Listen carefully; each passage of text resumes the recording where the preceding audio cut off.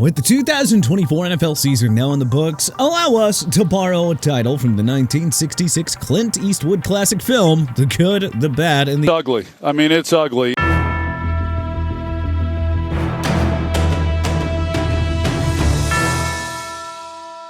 The Good, the Bad, and the Ugly, that was the 2024 NFL season. So, with that little preamble out of the way, let us dive right into it. Good, the RBs strike back. Remember all that talk how the running back position was devaluing? Alright, where to start here? Saquon Barkley signed a 3-year deal with the Philadelphia Eagles in free agency and became the 9th player to rush for 2,000 yards in a season. Oh, and he won Offensive Player of the Year honors before leading the Eagles to a Super Bowl 59 championship win over the Kansas City Chiefs. Regarding the before 30 wall, well, 30-year-old Derrick Henry rushed for 1,921 yards and 16 touchdowns in his first year with the Baltimore Ravens. Fellow 2024 free agent signing Tony Pollard, Josh Jacobs, and Aaron Jones rushed for over 1,000 yards with their new teams as well. Oh yeah, welcome back, running backs. Bad, Aaron Rodgers and the Jets. Rodgers' first year with the New York Jets was washed out by an unfortunate Achilles tear in his Week 1 2023 debut. And yet, that 2023 squad was somehow better than the Rodgers-led group in 2024. Instead of emerging as a contender with the 4-time league MVP leading the way, the Jets became the NFL's laughingstock of 2024. Head coach Robert Saleh and GM Joe Douglas were fired mid-season, and a trade for star wideout Devontae Adams did nothing to fix this offense. Top of that, it was reported that owner Woody Johnson nixed an offseason trade for Jerry Jeudy because his Madden rating wasn't high enough.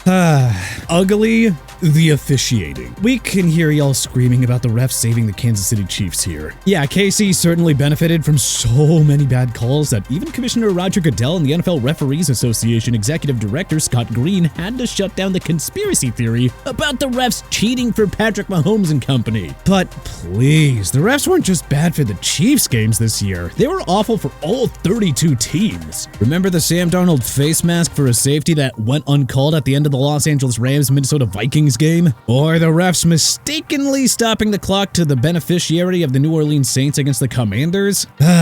Please, can we just get a sky judge or automatic replay review for all plays now? Just getting ridiculous. Good, rookie QBs, take flight. The headliner of the 2024 QB draft class was Jaden Daniels, the number 2 pick of 2024 by the Washington Commanders. Daniels had arguably the best rookie QB season ever, leading the Commanders to 12 wins and an NFC title game appearance, the franchise's first since 1991. First overall pick Caleb Williams was held back by an inept Chicago Bears coaching staff, but it didn't stop him from flashing as a rookie. Number 12 pick Bo Nix immediately flourished for Sean Payton's Denver Broncos, throwing for 3,775 yards and 29 touchdowns against 12 picks to go along with 430 rushing yards and 4 rushing scores. Nix restored relevance in Denver and helped the Broncos end a 9-year playoff drought. Drake May and Michael Penix Jr. also showed plenty of flashes for the New England Patriots and Atlanta Falcons respectively. Bad, Jerry Jones all in Cowboys. After the Dallas Cowboys were crushed by the Green Bay Packers in the 2023 wildcard round, owner Jerry Jones promised his team would have an all-in approach to the offseason.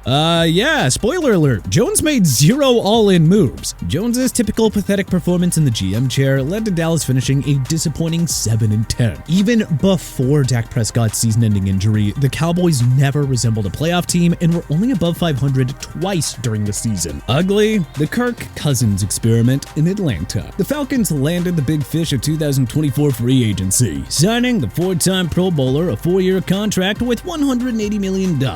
I mean, come on, how could Cousins fail with Bijan Robinson, Kyle Pitts, Drake London, Darnell Mooney, and a top-tier offensive line as a supporting cast? Well, Atlanta looked good in the first half with a 6-3 record, but Cousins inexplicably imploded during a 4-game losing streak mid-season. In that period, he had 0 touchdown passes and 8 interceptions. After a lackluster outing in a Week 15 win over the Las Vegas Raiders, Cousins was benched in favor of rookie Michael Penix Jr. Good, the NFC North. Okay, so the Detroit Lions, Green Bay Packers, and Minnesota Vikings all went one and done in the postseason. Sure, but come on, otherwise, what a year it was for a division that has featured just one Super Bowl champion since 2002's realignment. The Lions finished 15-2, the best mark in franchise history behind the league's top-scoring offense that averaged 33.2 points per game. team. Kevin O'Connell was named Coach of the Year after leading the Vikings to a 14-3 record, the club's best record since 1998. Sam Darnold came out of nowhere to enjoy a career year as many finished with the 9th best scoring offense and number 5 scoring defense. The Packers finished 11-6 despite Jordan Love missing 2 starts. And hey, the 4th place Bears were at least watchable this year because of Caleb Williams. Bad superstar player injuries. Injuries are part of the game and happen every year. We know. But jeez, dude, it still sucked to see so many big-name stars miss valuable time in 2024. For quarterbacks alone, we got Dak Prescott, Trevor Lawrence, and Derek Carr, who all suffered season-ending injuries. Russell Wilson missed his first 6 games recovering from a calf injury. Tua Tagovailoa was out for 6 games as well because of various injuries. And,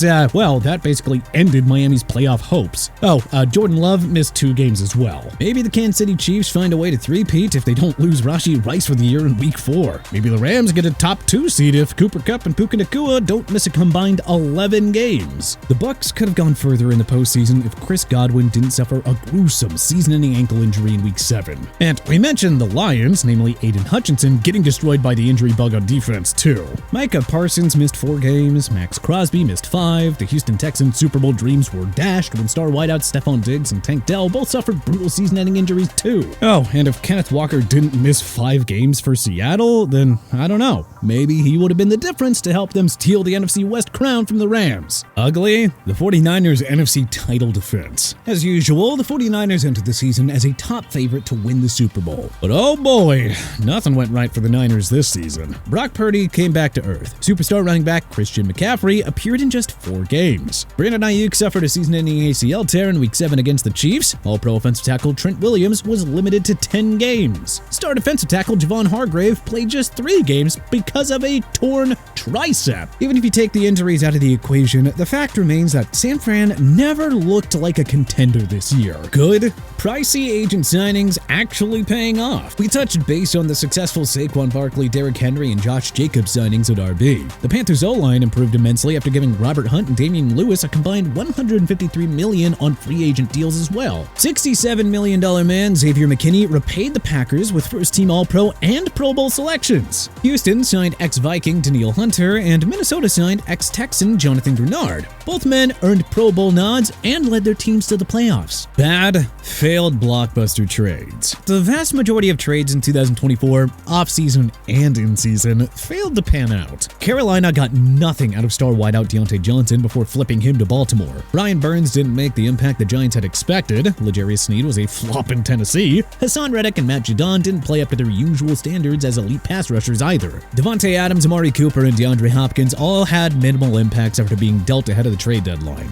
And wasn't Marshawn Lattimore supposed to upgrade, not downgrade the Commanders' secondary? Yeesh. Ugly, first-time NFL head coaches. Yeesh, what an awful showing by rookie NFL head coaches in 2024. Jared Mayo was one and done in New England, ditto for Antonio Pierce in Las Vegas. The Tennessee Titans finished as football's worst team under Brian Callahan, too. Mike McDonald's first year in Seattle was a modest success, but the defense couldn't figure it out until the second half of the season. Dave Canales got some improvement out of Bryce Young, but a 5-12 record is not worth celebrating. Good, rise of the Commanders. Honestly, what more can we say? The Commanders were the NFL's laughingstock during Dan Snyder's 24 years as owner. In year 2 of the Josh Harris era, they've emerged as a juggernaut. Jaden Daniels had an MVP-like rookie season. Dan Quinn brought back the fun-loving and winning culture to DC. An upset of the Bucs on Wildcard Weekend ended Washington's 19-year playoff win drought, but not before upsetting the top-seeded Lions on Wildcard Weekend. Football is back in DC. Bad,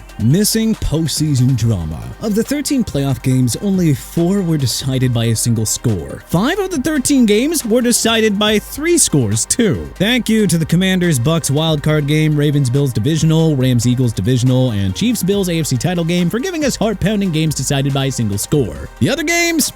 No. You all failed. Ugly, the Chiefs in Super Bowl 59. Mahomes had 3 turnovers, including a pick 6. The Chiefs O-line gave up 6 sacks. They committed 7 penalties. Xavier Worthy was the only KC player with over 40 receiving yards. Look, I'm with you. hate the Chiefs all you want, but I think we can all agree that this was a yawn fest of a Super Bowl. But what else was good, bad, and ugly about the 2024 NFL season? Was there anything notable that we may have missed? Let us know in the comment section below. If you liked this video and learned a thing or two, then hey, clicking the like button helps us out a ton. And you know, we really appreciate it. If this is your first time coming around to TPS though, then subscribing is a great idea because we put out videos like this every single day. But as always, thanks for watching, and we'll see you guys next time.